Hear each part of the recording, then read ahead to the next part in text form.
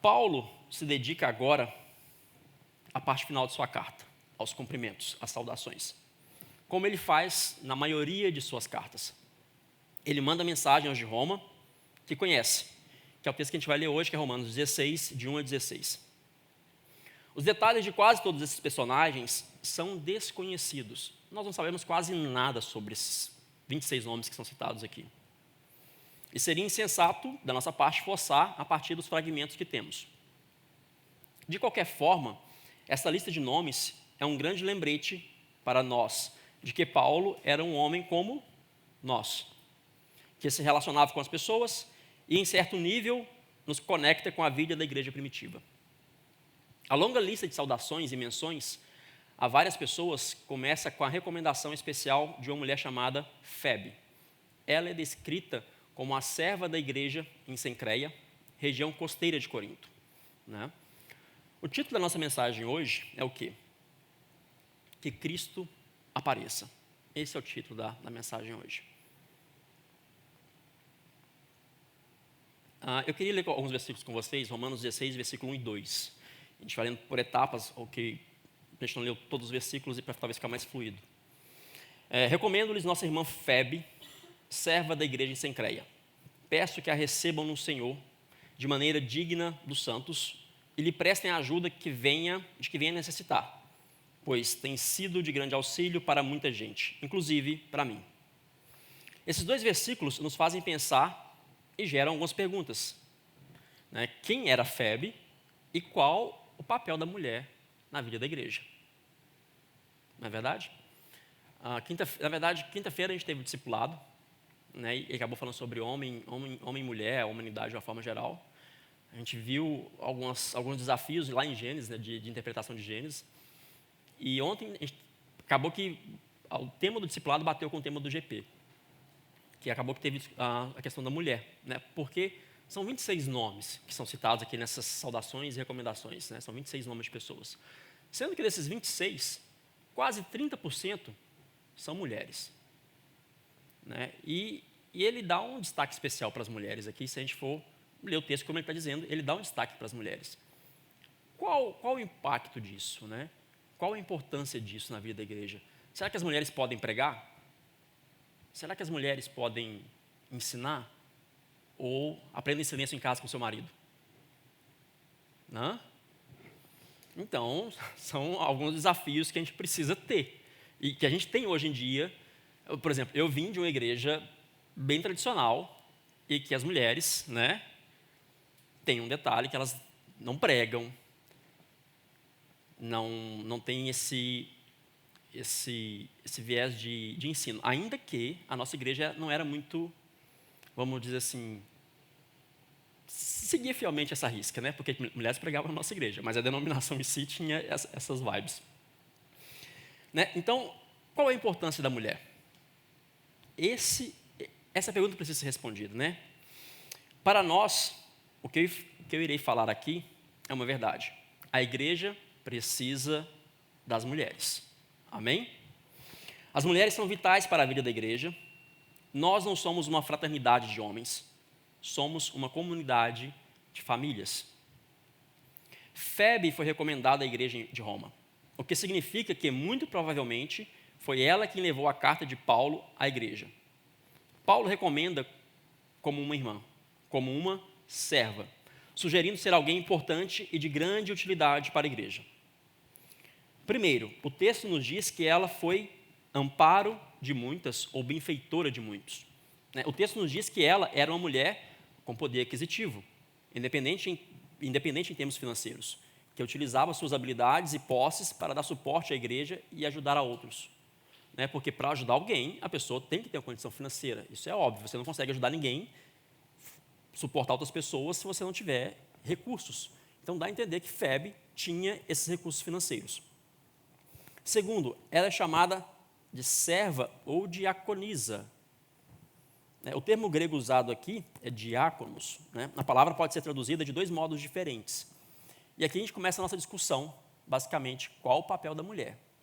Então, porque as igrejas históricas, de uma forma geral, elas não entendem que as mulheres podem servir nesse sentido. de diaconia, de serviço ministerialmente falando. Então, qualquer tipo de serviço na igreja, ela tem essa palavra como norte, vamos dizer assim, o diáconos, né, o serviço. Então, segundo, como eu falei, a Febe era chamada de servo-diaconisa. Às vezes, diaconia, ela quer dizer ministério ou serviço.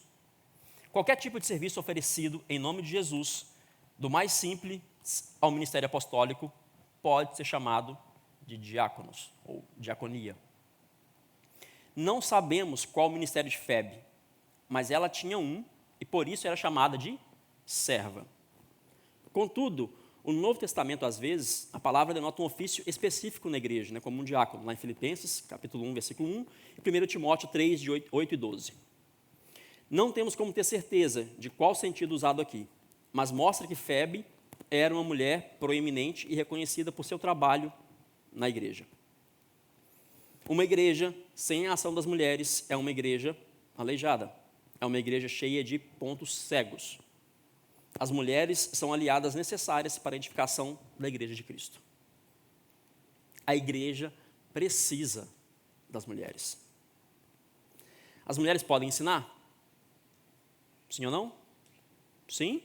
Tímido sim, tímido não. Vamos começar a dar as facas aqui para ver o que vai acontecer. Sim, as mulheres podem ensinar. As mulheres devem ensinar. As mulheres podem liderar? Sim ou não? Tímido sim, tímido não. Vamos dar as facas e vamos ver o que acontece. As mulheres podem ter a vocação pastoral? Agora não foi dar a faca não, agora eu dei o arsenal inteiro. Agora que o negócio fica feio. E aí, a mulher pode ser pastora ou não?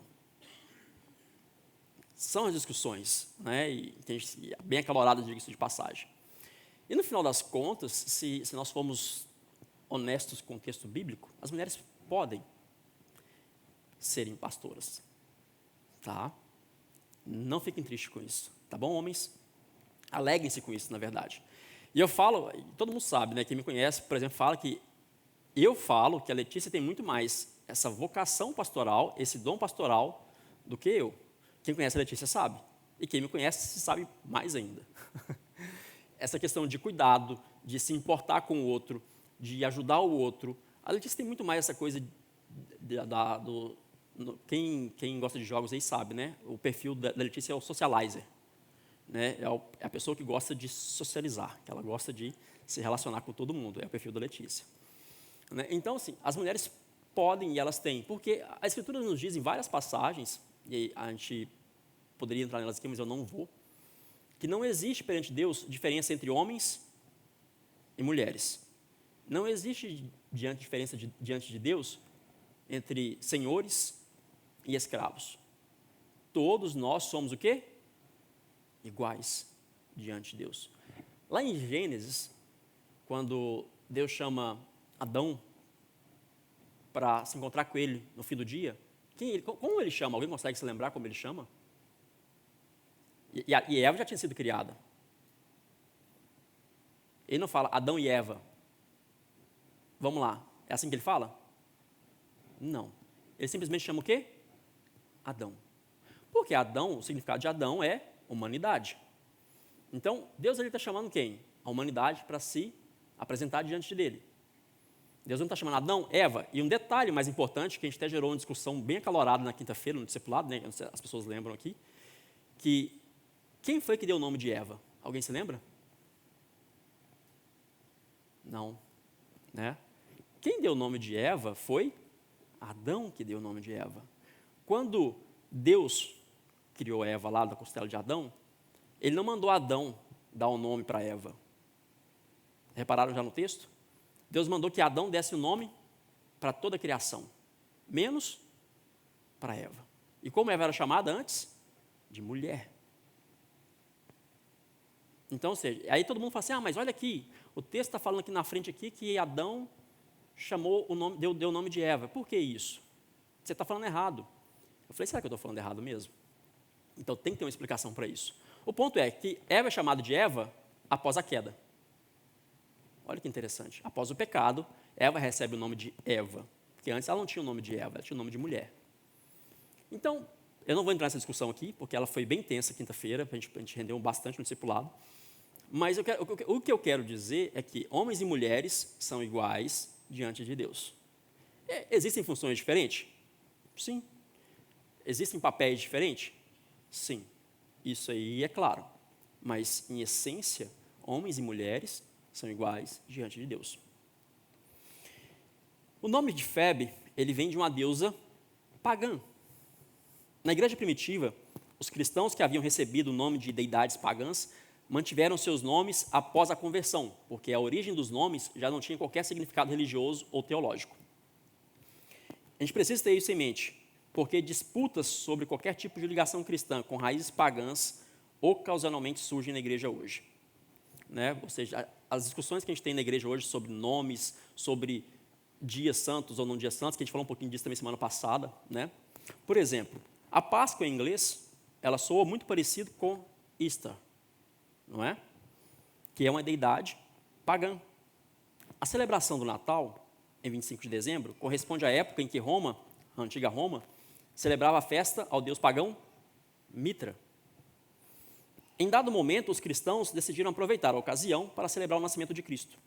Essa foi uma iniciativa nobre, mas alguns ainda se escandalizam com essa relação histórica com essas datas. É compreensível que muitas coisas em nossa cultura possuam raízes no paganismo, embora tais raízes tenham sido há muito esquecidas, e não precisamos ter escrúpulos com relação a isso. Por exemplo, em inglês, os dias da semana levam o nome de deuses pagãos. Segunda-feira, Monday, que é o dia da lua. Quarta, Wednesday. Quem fala inglês melhor que eu, corrige aí. É uma homenagem quem? Ao deus nórdico Odin, Woden.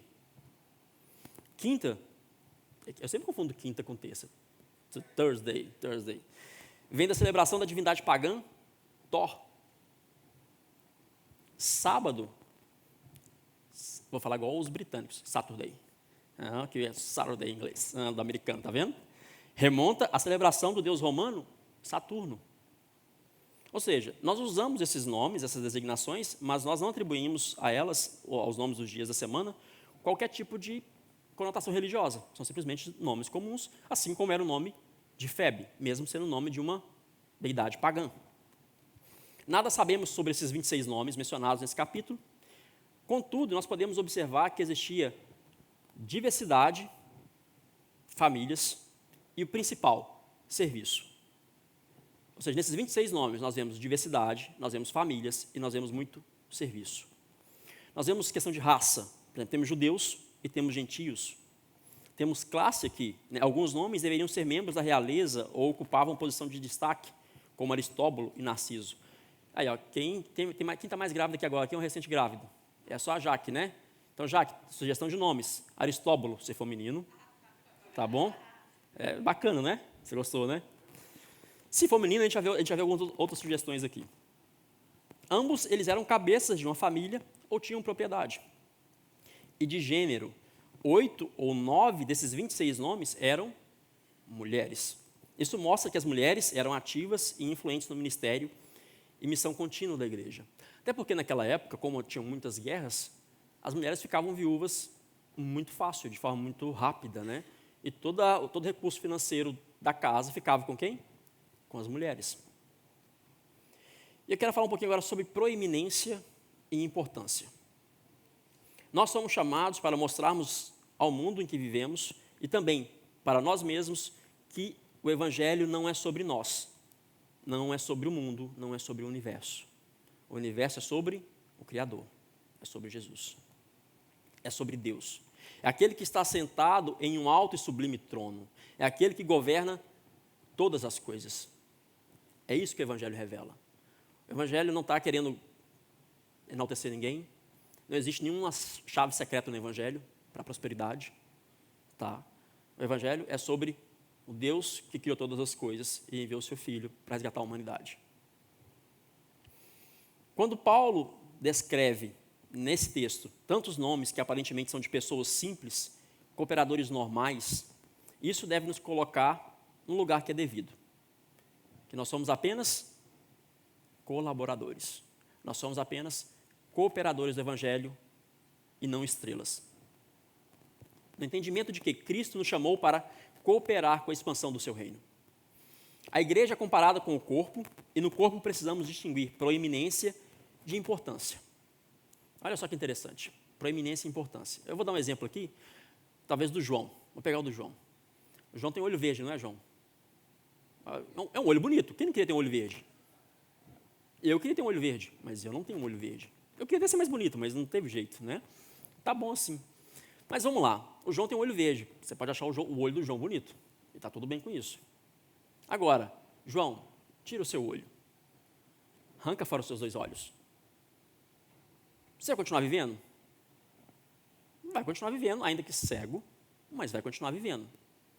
Agora, com certeza, esse raciocínio que a gente fez aqui agora, alguma coisa que é tão importante quanto não apareceu. Que é o quê? O nosso cérebro.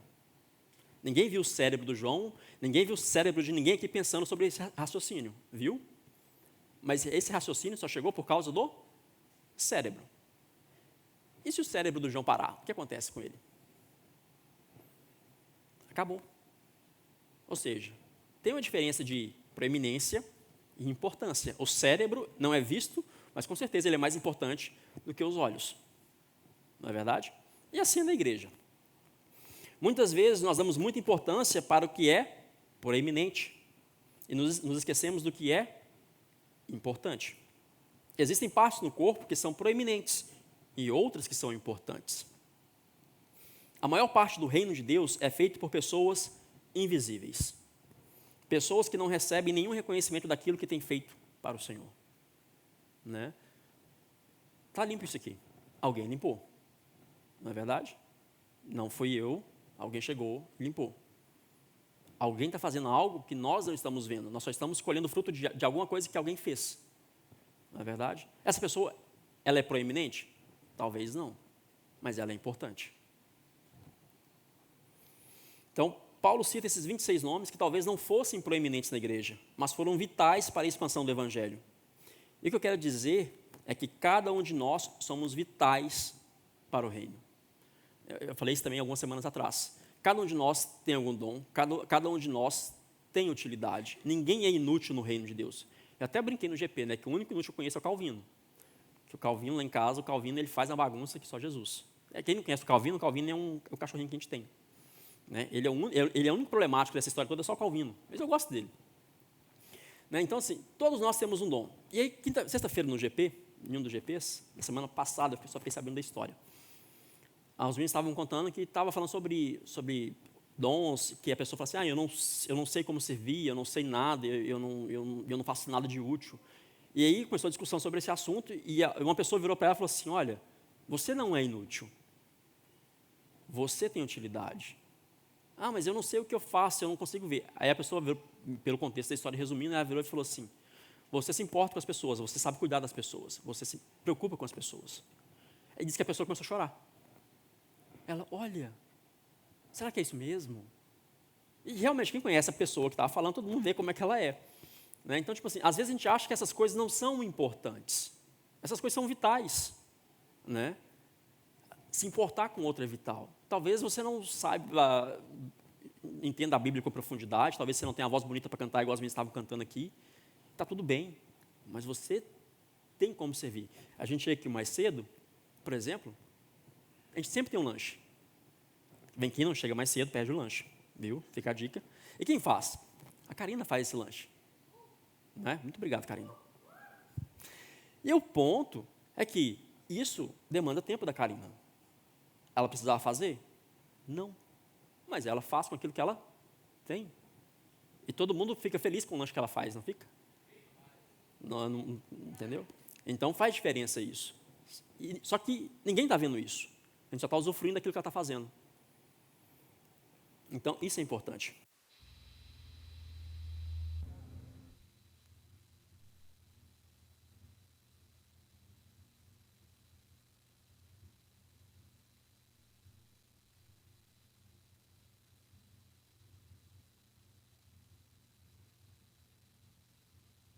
Fala todo mundo.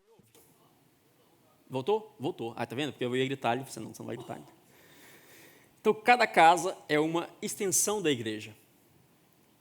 Romanos 16, versículo 3 e 5, diz o seguinte: saúdem Priscila e Áquila, meus colaboradores em Cristo Jesus. Arriscaram a vida por mim, sou grato a eles. Não apenas eu, mas todas as igrejas dos gentios. Saúdem também a igreja que se reúne na casa deles. Saúdem meu amado irmão Epêneto, que foi o primeiro convertido a Cristo na província da Ásia. Mais uma sugestão aí, Jaque. Epêneto também é um nome bacana também. Áquila e Priscila é muito comum, né? Então o Epêneto é mais diferente. É bom observarmos que em 2 dos 3 casos nos quais Paulo menciona Priscila e Áquila, o nome de Priscila ocorre antes do nome de Áquila. E aí é interessante isso. Semelhantemente, em 2 das 3 passagens de Atos, Priscila é mencionada primeiro. Por qual motivo será que Priscila recebe esse destaque mais do que o próprio Áquila? Porque naquela época, o nome do homem era sempre primeiro, porque ele é o cabeça da casa, é ele que manda na casa, naquele sentido.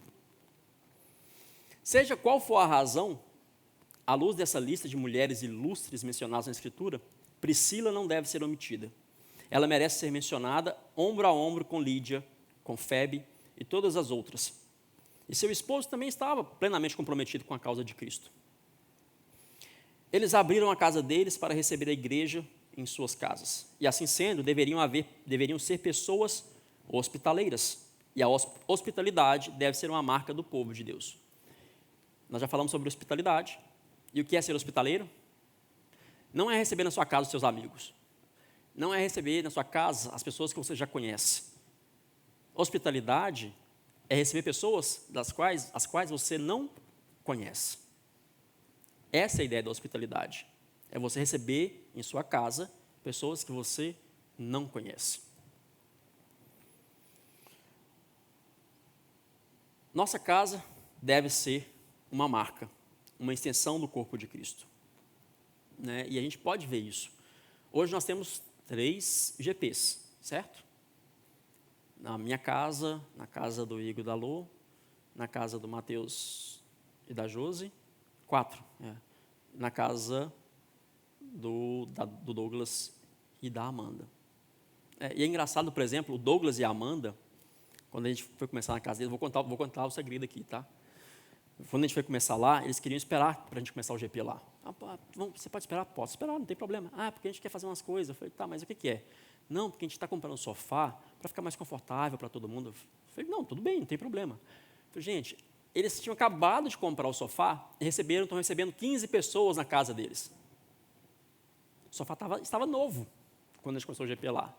E já derramaram Coca-Cola no sofá deles, já derramaram comida, já fizeram bagunça na casa deles.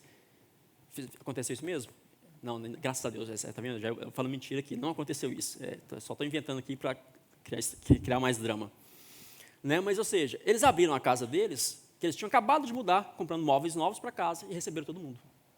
15 pessoas na casa, os vizinhos, gente, vocês estão me incomodando com o barulho de vocês aqui. Os vizinhos já estão incomodados com a gente lá. Então, a gente tenta manter um ambiente agradável, né, para os vizinhos também quererem participar do GP. Então, tem esse detalhe. A gente precisa não ser apegado às nossas coisas materiais. Precisamos entender que, por onde formos, a ideia é de que nós provoquemos uma ação centrípeta. Lembra que eu falei sobre a ação centrípeta? Por onde nós formos, nós levemos o Evangelho. Seja aqui, seja qualquer outro canto. Onde nós formos, a presença de Deus vai junto com a gente. Amém? Muitos, sem saber, hospedaram anjos, diz o autor de Hebreus. Olha a recompensa de quem é hospitaleiro. Existe recompensa de Deus para quem pratica a hospitalidade. Que nós olhemos para a igreja primitiva e entendamos que as casas eram uma extensão da igreja e hoje também deve ser assim. Nós devemos usar as nossas casas, os nossos recursos, para ser uma extensão da igreja. Um outro ponto, não despreze os pequenos começos. Romanos 16, versículo 5. Saúdem também a igreja que se reúne na casa deles. Saúdem meu amado irmão Epêneto, que foi o primeiro convertido a Cristo na província da Ásia. O primeiro convertido na província da Ásia. Quando começamos a onda dura aqui em Boston, alguns sabem, mas eu queria contar um pouquinho dessa história. Acho que quase todo mundo sabe, mas eu vou tentar resumir. Nós começamos na casa do Josué e da Keila, quando a gente veio para cá. Tinham 6 pessoas, eu, você, o André e a Ana, e quem mais? Acho que o Jacques e a Renata. O Jacques e a Renata. Basicamente, no início eram essas pessoas. O Josué e a Keila me hospedou na casa deles, sem nunca ter me visto na vida. E tem um detalhe, eu tenho problema com sonambulismo às vezes. Até que depende muito, né, do que eu assisto e tudo mais. Se eu assistir filme de guerra, então, provavelmente eu vou querer matar alguém à noite ou vou querer salvar. Depende do lado que tiver. Né, mas teve uma vez que ele chegou lá na casa dele, estava eu dormindo tranquilo na sala, lá, de boa.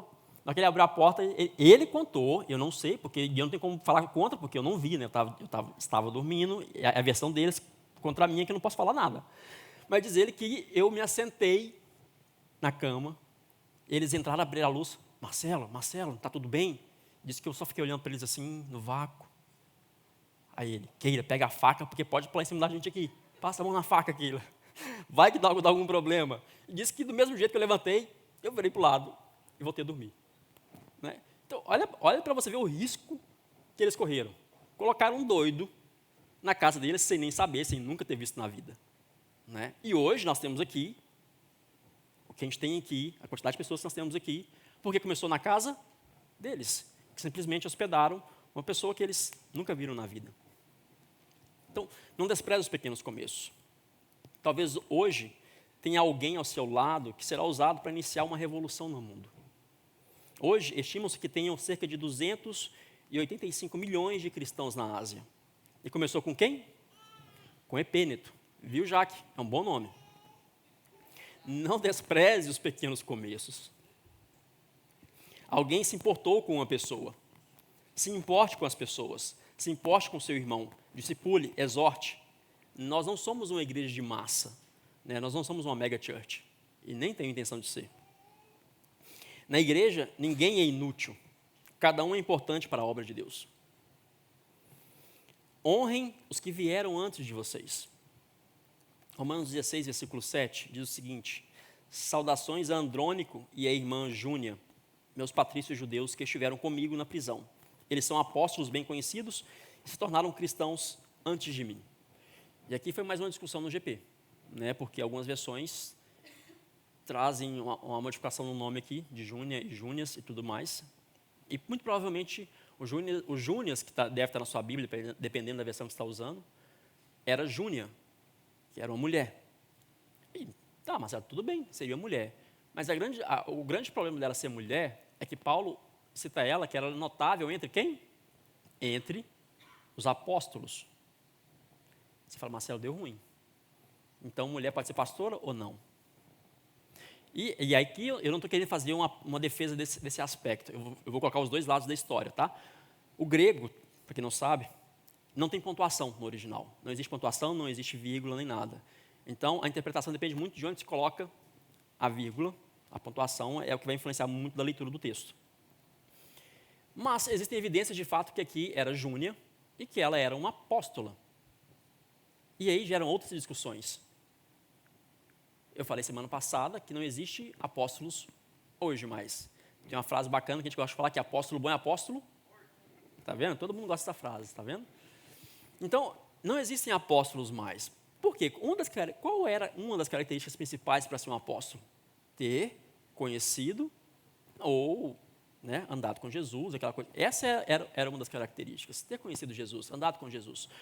Porém, a gente tem pelo menos 3 casos, esses 3 casos, de apóstolos que não conheceram Jesus. E aí, eu estava conversando com o Felipe ontem, né, que é onde as pessoas hoje, os apóstolos modernos, gostam de usar esse argumento para se intitularem de apóstolos. Porque aqui, o Andrônico e a Júnia eram apóstolos que não conheceram Jesus. E ainda tem um outro apóstolo que substituiu Judas, que era Matias, que também não conheceu Jesus. Então, como eles eram chamados de apóstolos? E aí que é o grande pulo do gato, vamos dizer assim. Porque o apóstolo que eles são chamados aqui, eles não estão sendo colocados como os 12 apóstolos, mas estão sendo colocados como aqueles que são enviados, que são plantadores de igreja. É nesse sentido. que eles são chamados de apóstolos aqui, porque era essa a característica dos apóstolos, né? Então, você tem todo esse detalhe. E as pessoas hoje, elas gostam de usar o título de apóstolo, não é porque elas estão plantando igrejas pelo mundo afora, é porque elas querem exercer controle sobre o outro, né? Então, esse é o problema hoje. Então, necessariamente, o título em si não é o grande problema, é a essência da coisa que é o problema, né? Porque existiam apóstolos que não conheceram Cristo diretamente, né? Mas eles eram apenas plantadores de igreja. Então, tem todo esse detalhe. A igreja que conhecemos hoje, ela foi edificada sobre os ombros de muitos homens que se sacrificaram para que pudéssemos hoje ter esse momento.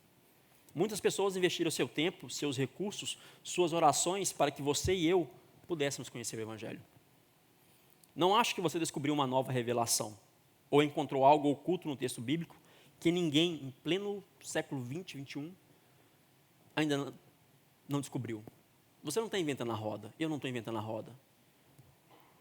Ainda que seja possível, devido às várias informações que de tempos em tempos são descobertas sobre arqueologia, geologia e muitas outras áreas, pode ser que apareça uma evidência nova e mude alguma leitura do texto bíblico. Como, por exemplo, Apocalipse, acho que foi em 1940, se eu não me engano. É o texto que talvez a gente gosta muito de falar, né? Porque não é frio nem quente, estou a ponto de vomitar, né? Todo mundo gosta de usar esse texto, muito mal usado, de passagem. Mas, classicamente, todo mundo falava que é porque ao norte tinha uma fonte de água termal quente, ao sul tinha uma fonte de água termal fria, então ele estava fazendo essas ligações de águas termais de um lado e para o outro. Mas descobertas recentes revelaram que essa hipótese não era viável. Então, eles estão tentando fazer uma nova leitura desse texto, né? Encontrando novos caminhos para ler esse texto, porque a ideia de fontes termais quentes e fontes termais frias no norte e no sul não justifica essa leitura mais, porque eles descobriram de cartas geológicas daquela época que não era bem assim que funcionava as questões termais de água do local. Ainda que seja possível tudo isso, mas, via de regra, não é o fato, né? Então, relaxa, abaixa a bola e segue o Evangelho. Você pode rapidamente achar que é um novo reformador, que é um novo Lutero, né? Ou um novo Calvino, que a igreja está muito mal e que precisa do seu socorro, que você é o Calvino do século XXI, que você descobriu na semana passada é a solução dos problemas atuais. Honre a história, honre tradições históricas, que talvez você discorde de alguns pontos, mas honre, né? A gente gosta muito de falar mal dos pentecostais, né? A moda hoje é falar mal dos pentecostais. Na verdade, quando eu falo nós, eu falo da igreja de uma forma geral. É falar mal dos pentecostais, né? Porque eles falam em línguas estranhas, né? Porque eles gostam do reteté, porque eles gostam do aviãozinho, né? A tiazinha do coque, né? Mas deixa eu te falar uma coisa. Sabe quem foi que subiu as favelas no Brasil para evangelizar? Foi a tiazinha do coque. Foi que a tiazinha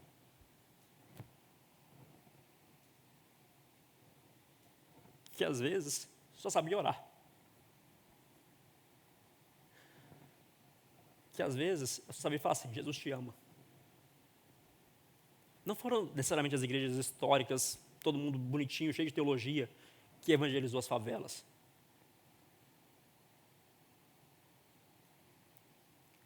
Então, a gente precisa tratar com muito respeito os nossos irmãos pentecostais. E aí eu não estou falando de neopentecostais, tá? Não estou falando de pentecostais. A gente precisa aprender a lidar com essas diferenças, a andar com essas diferenças, a amar os nossos irmãos que pensam diferente da gente.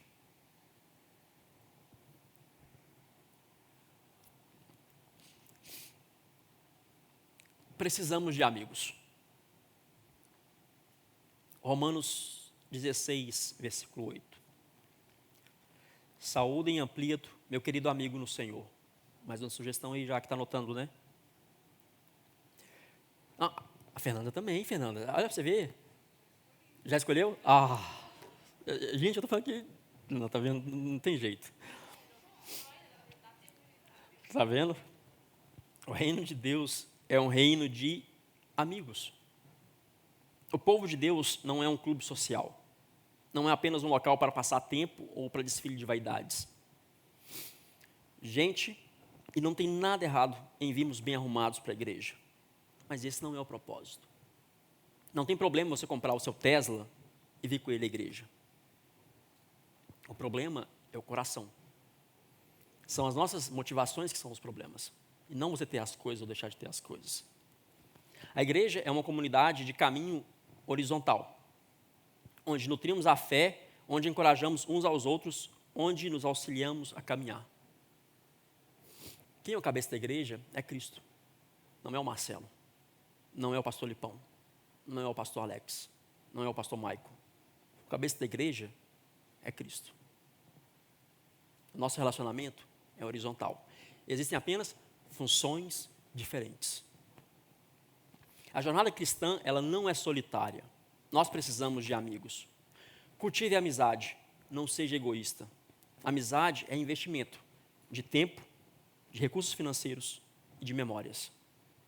Amizades são construídas, existe esforço na construção. E muitas vezes nós não queremos nos esforçar para construir boas amizades. Porque dá trabalho construir amizades. Estou mentindo? Não. Dá trabalho você construir uma amizade. Intencionalmente, você traz as pessoas para o seu ciclo de relacionamento. Amigos são escolhas. Eu escolho e meu amigo me escolhe como seu amigo. Porém, irmãos, nós somos todos. Mas aquela pessoa próxima, existe uma demanda de tempo de construção para esse relacionamento. Amigo é aquele onde existe confidência, onde existe confiança. É aquele que você pode compartilhar as suas loucuras, os seus devaneios, e ele vai te chamar na regulagem. Ele não vai simplesmente falar, não, vai em frente que está tudo bacana, mesmo ele vendo que você está indo para o buraco. Ele não vai deixar você ir para o buraco. Por mais que você fique chateado quando ele falar a verdade com você, mas lembre-se que essa pessoa é seu amigo.